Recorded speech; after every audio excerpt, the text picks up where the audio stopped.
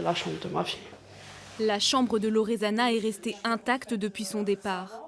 Sa maman a d'abord tout retourné à la recherche d'indices avant de remettre chaque chose à sa place, comme sa fille l'aime, prête à l'accueillir quand elle reviendra. J'attends qu'elle, en fait, j'attends que ça, qu'elle revienne. Ça devient compliqué. Loredana aurait fugué pour rejoindre son oncle paternel, Francesco Allonge, un homme d'une cinquantaine d'années. Très proches, comme le montre cette vidéo publiée sur les réseaux sociaux, ils entretiendraient depuis plusieurs mois déjà des relations sexuelles et amoureuses.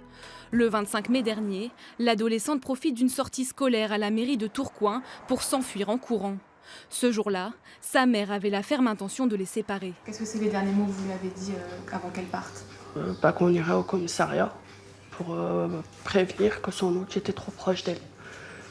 Pour moi, c'était trop proche.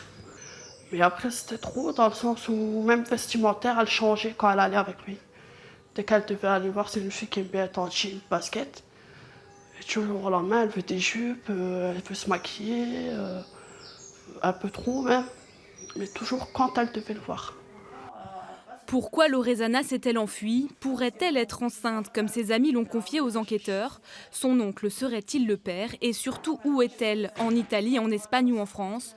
Pour cette maman très complice avec sa fille, impossible de comprendre son geste. Elle est persuadée que Loredana a été manipulée.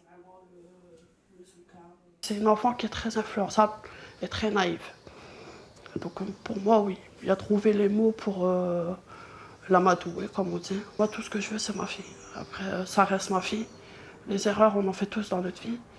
Donc après, c'est un enfant, elle se fait manipuler. Non, j'en veux pas à ma fille, c'est plus à lui que j'en veux. Recherché pour soustraction de mineurs, Francesco Allonge risque entre 1 et 20 ans de prison s'il est prouvé qu'il a eu des relations sexuelles avec sa nièce. Pour l'instant, il reste toujours injoignable, sa ligne téléphonique a été coupée. Julie Gelder, elle, continue d'alimenter la page Facebook dédiée à Loredana en attendant un signe de sa fille.